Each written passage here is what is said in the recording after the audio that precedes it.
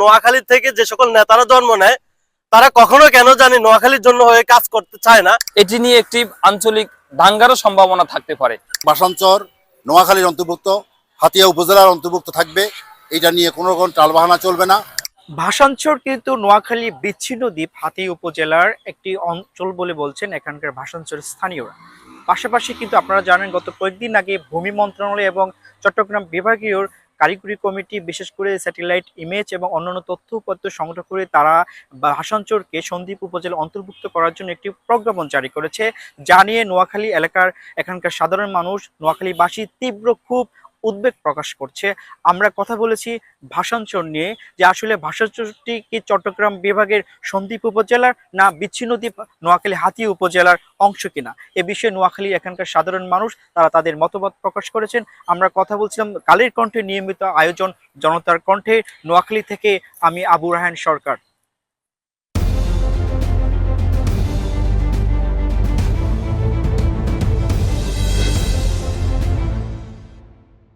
নোয়াখালী থেকে যে সকল নেতারা জন্ম নেয় তারা কখনো কেন জানি নোয়াখালীর জন্য হয়ে কাজ করতে চায় না। দেখেন এই যে ভাষাঞ্চর নোয়াখালী হাতিয়া উপজেলার একটি অংশ বিশেষ ছিল। 2019 সালে এটা যখন একটা দ্বীপ হয়, ওই দ্বীপ হওয়ার পরবর্তীতে যখন এখানে রোহিঙ্গাদেরকে নোয়াখালীর মানুষ আন্তরিকভাবে গ্রহণ করে এখানে আশ্রয় দেয়, তার পরবর্তীতে সময় ওই ভাষাঞ্চরটা এখন পুরো একটা স্বর্ণচর হয়ে গেছে। আর ওই স্বর্ণচরটাকে অবৈধভাবে দখল করার জন্য চট্টগ্রাম এবং সন্দ্বীপ পায়তারা করতেছে। এটা আমাদের জন্য বড় বড় একটা ব্যর্থতা। ওই উপদেশটা যদি আমাদের থেকে জোরপূর্বক ভাবে আমাদের অঞ্চলকে তাদের অঞ্চল হিসাবে নিয়ে যাওয়ার চেষ্টা করে এবং কি সেটা সফল হয়, সেক্ষেত্রে আমি মনে করবো আমাদের নেতাদের এটা সবচেয়ে বড় ধরনের ব্যর্থতা। এটা নিয়ে যদি চট্টগ্রাম কিংবা হচ্ছে যে সন্দ্বীপ উপজেলার কোনো নেতা, কোন উপদেষ্টা কিংবা কোনো বড় ধরনের কিছু হয়ে থাকে, সেক্ষেত্রে নোয়াখালী থেকে জোরপূর্বক ভাবে অতীতে কেউ কিছু নিতে পারে নাই, এটাও নিতে পারবে না। প্রয়োজনে নোয়াখালীর মানুষ রাজপথে নামবে, কিন্তু নোয়াখালীর মানুষ তাদের অস্তিত্ব কখনো ছেড়ে দিবে না। ভাষাঞ্চর নোয়াখালীর অন্তর্ভুক্ত, হাতিয়া উপজেলার অন্তর্ভুক্ত থাকবে। এটা নিয়ে কোনো রকম টালবাহানা চলবে না। এই জন্য যদি কোনো পরিবর্তন হয় বা পরিবর্তনের কোনো চেষ্টা করা হয়, তাহলে আমরা নোয়াখালীবাসী এই জন্য দুর্বার আন্দোলন গড়ে তুলব।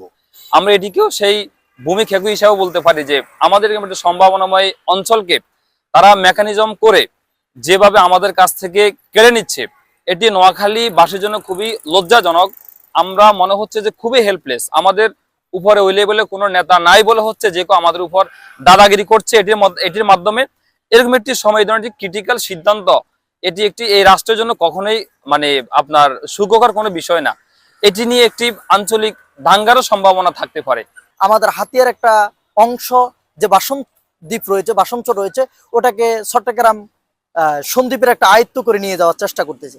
আমরা বলবো যে সকল উপদেষ্টা আমাদের এই অঞ্চলটাকে নিয়ে হীনমন্যতার পরিচয় দিচ্ছেন, আমরা আমাদের নোয়াখালী যে সকল নেতৃবৃন্দ রয়েছেন, হাতিয়ার যে সকল বাইরে রয়েছেন, রাজনৈতিক প্রতিহিংসা বলে আমরা ঐক্যবদ্ধভাবে নোয়াখালীর অঞ্চলকে টিকিয়ে রাখার জন্য আমরা আমাদের সচেষ্ট ভূমিকা পালন করব। আমরা যেমনিভাবে আমাদের এই নোয়াখালীকে বিভাগ করার জন্য যেরকম ভাবে আমরা ঐক্যবদ্ধ ভূমিকা পালন করেছি, আমরা হাতিয়ার আমাদের এই অঞ্চলকে আমাদের অধীনস্থ করার জন্য আমরা আমাদের ঐক্যবদ্ধ ভূমিকা আবার পালন করব। তারা আমাদের এই নোয়াখালীর পুরাতন একটি এলাকাকে নিয়ে যে ষড়যন্ত্র মেতে উঠেছে, আমরা নোয়াখালীবাসী হিসাবে, নোয়াখালীর একজন নাগরিক হিসাবে আমরা এর প্রতিবাদ জানাচ্ছি। এবং কি আমাদের এই যে নোয়াখালীর অংশ ভাষাঞ্চরকে নিয়ে তারা যে ষড়যন্ত্রে লিপ্ত হয়েছে, আগামী দিনে তারা যদি আমাদের এই ভাষাঞ্চরটিকে পুনরায় প্রজ্ঞাপন জারি করে নোয়াখালীর অংশ হিসেবে ঘোষণা না করে, আমরা এর বিরুদ্ধে তীব্র আন্দোলন গড়ে তুলতে বাধ্য হব। যে ভাষাঞ্চরটা, সেই ভাষাঞ্চরটা হচ্ছে হাতিয়ার অন্তর্ভুক্ত এবং নোয়াখালী অন্তর্ভুক্তের মাধ্যমে। এটা আগেও ছিল, বর্তমানেও আছে। এটা নিয়ে যদি কেউ ষড়যন্ত্র করার চেষ্টা করে, যে কোনো রাজনীতিবিদ হোক, যে কোনো নেতা শ্রেণী হোক, নোয়াখালী এবং হাতিয়ার অন্য এটার মাধ্যমে যদি কোনো রাজনীতিবিদ যদি এটা আপনার সন্দ্বীপের রেফারেন্স হয়ে যদি কাজ করার চেষ্টা করে, তার মাধ্যমে আমরা সাধারণ জনগণ এবং আইনজনতা যারা আছেন সকল নেতা কর্মীদেরকে নিয়ে আমরা এটা নিয়ে খুবই একটা বড় ধরনের আমরা মিটিং মিছিল এবং একবদ্ধ হয়ে আমাদের দেশ এবং আমাদের মাটি, আমাদের ভূমি আমরা একবদ্ধ হয়ে আমরা ছিনিয়ে আনার চেষ্টা করবো ইনশাল্লাহ।